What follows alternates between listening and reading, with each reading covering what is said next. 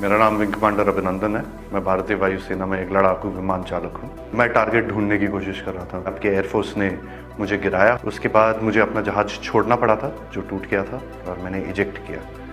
Eject करते ही उसके बाद जब मेरा पैराशूट खुला और जब मैं नीचे गिरा, मेरे पास पिस्तौल थी और लोग बहुत ज़्यादा थे और मेरे पास बचाव का सिर्फ एक ही साधन था। मैंने अपनी पिस्तौल गिरा दी तो मैंने भागने की कोशिश की।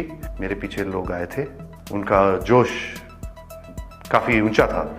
उसी समय पाकिस्तानी आर्मी के 2 जवान आए एंड उन्होंने मुझे बचाया वहाँ से। पाकिस्तानी आर्मी के कप्तान थे, वो आए, उन्होंने मुझे इन लोगों से बचाया, मुझे और कुछ होने नहीं दिया।